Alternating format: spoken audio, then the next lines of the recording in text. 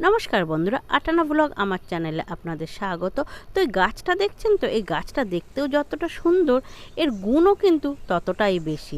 এটি ঔষধি গুণে ভরপুর একটা গাছ।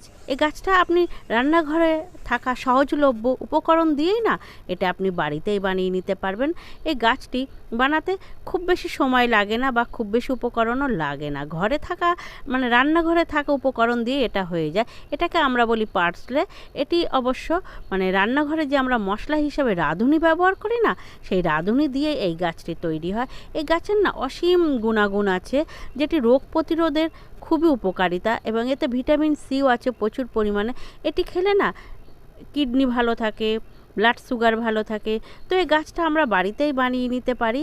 আমরা যে রান্নায় রাঁধুনি ব্যবহার করি, সেই রাঁধুনি দিয়েই এই গাছটি হয়। তো আমি বাড়িতে এই গাছটি বানিয়েছি, এবং এই গাছটা না আর এক দিক দিয়েও খাওয়া যায়, এটাকে স্যালারি হিসাবে খাওয়া যায়। আপনি রান্নায় ধনেপাতার মতন কুচিয়ে ব্যবহার করতে পারবেন, স্যালাডে দিতে পারবেন, গার্নিশিং করতে পারবেন। আর এই গাছটা না একটা অপূর্ব গন্ধ আছে, এটাকে একটু হাতে নাড়াচাড়া দিলেই না একটা সুন্দর সেন্ট বেরোয়। আবার এই গাছটা বেশ কিছুদিন হয়ে গেলে না এতে ফুল ফল ধরে আপনার আবার রাঁধুনিও হয়। তো এই গাছটি আপনি একটু যত্ন করলেই বাড়িতেই তৈরি করে নিতে পারবেন। এটি হলো রাঁধুনি গাছ বা পার্সলে গাছ। এটি আমি বাড়িতেই তৈরি করেছি। একটা টবের মধ্যে মাটি দিয়ে নিয়েছি, নিয়ে তার মধ্যে যে রাঁধুনি আমরা ফোড়ন হিসাবে খাই বা পাঁচ ফোড়নেও ব্যবহার করি, সেই রাঁধুনি কয়েকটা দানা ওর মধ্যে ছড়িয়ে দিয়েছি, দিয়ে মাটিটাকে ভালো করে ভিজিয়ে দিয়েছি।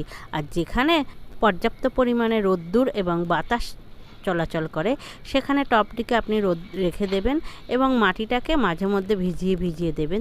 দেখবেন কয়েকদিনের মধ্যে সুন্দর এরকম আপনার গাছ বেরিয়ে গেছে।